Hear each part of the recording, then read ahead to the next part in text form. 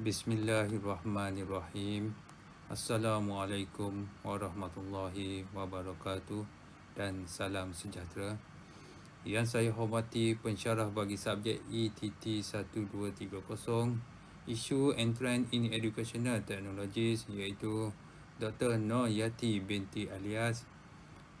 Yang saya hormati Dr. Muhammad Rahimi bin Ibrahim. Pada kali ini, saya akan membentangkan tentang falsafah teknologi pendidikan bagi tugasan subjek ETT 1230. Sebelum saya membentangkan tugasan ini, eloklah terlebih dahulu saya memperkenalkan diri saya. Nama saya Wan Syahrizal bin Wan Islam daripada jurusan Ijazah Sarjana Pendidikan. Okey, seterusnya kita akan membicarakan berkaitan dengan falsafah teknologi pendidikan. Okey, apakah itu falsafah? Falsafah ialah suatu pemahaman, fikiran, pendapat, pandangan atau sebagainya. Dari segi konteks bahasa, falsafah bermaksud cinta kepada pengetahuan. Okey, so seterusnya, falsafah ini boleh dirumus dengan 3 sudut, iaitu etimologi, terminologi dan praktikal. Apakah yang dimaksud dengan etimologi? Etimologi ialah berasal daripada perkataan Yunani yang bermaksud bahasa. Terminologi pula ialah istilah yang mendefinisikan berkaitan dengan manusia, alam dan sebagainya. Praktikal pula ialah iaitu berfikiran secara sistematik, radikal dan sejagat. Seterusnya kita membicarakan berkaitan dengan kaitan falsafah dengan teknologi pendidikan. Iaitu rangkaian penyataan di mana ia merangkumi keyakinan dan sikap seseorang. Falsafah teknologi pendidikan mempunyai 3 elemen. Antaranya ialah ontologi, epistemologi dan aksiologi. So apakah yang dimaksudkan dengan ontologi? Ontologi ialah iaitu bermaksud ruang lingkup, ruang lingkup pada sesuatu objek. Epistemologi pula ialah suatu pengetahuan yang diperolehi dan disusun. Aksiologi, kebermanfaatan dari ilmu pengetahuan. So di sini kita dapat rungkai, kita dapat merungkai falsafah teknologi pendidikan di mana ia mempunyai ketiga-tiga elemen tersebut. Seterusnya, peranan teknologi dalam pendidikan. Terdapat 5 peranan teknologi dalam pendidikan. Antaranya ialah meningkatkan kemahiran guru dan pelajar.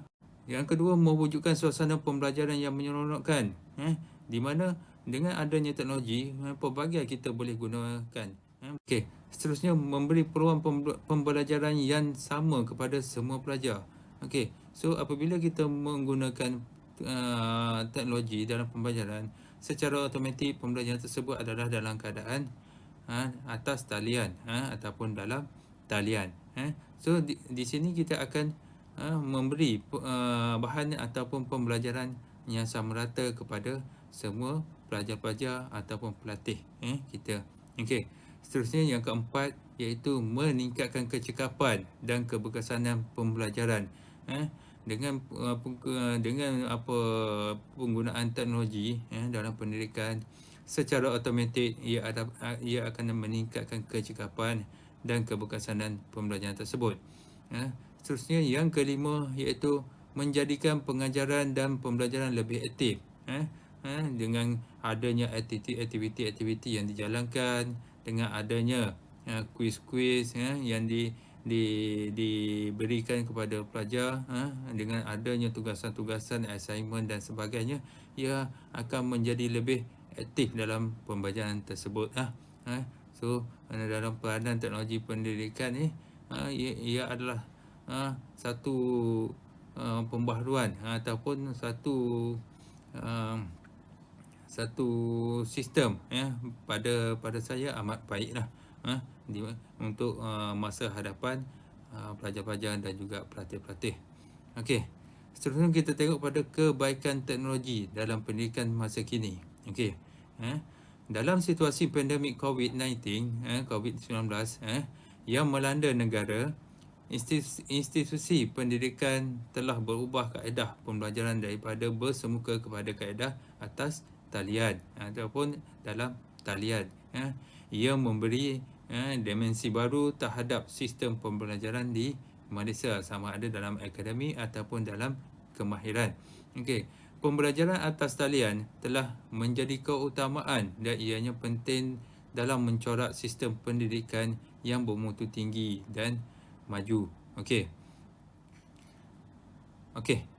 Tenaga pengajar dan pelatih memerlukan persediaan yang rapi, terutamanya dari pusat latihan kemahiran vocational adalah merupakan indikator utama kepada kejayaan. Okey, di mana persediaan tersebut perlulah dipertingkatkan ataupun persediaan tersebut hendaklah diutamakan demi melancarkan sistem pendidikan secara atas talian.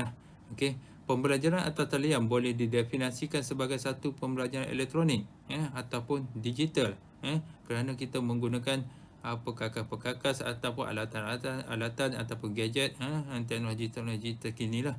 Okey. Penggunaan aplikasi seperti PowerPoint, Word, Canva dan sebagainya digunakan dalam proses pengajaran dan pembelajaran. So, secara tidak langsung apabila kita menggunakan sistem pendidikan teknologi dalam sistem pendidikan, ia secara tak langsung ia akan memberi kemahiran yang baru kepada guru-guru dan juga pada pelajar-pelajar. Pelatih atau pelajar tidak akan rasa bosan sepanjang pembelajaran kerana tertarik dengan persembahan yang dipersembahkan melalui teknologi ICT.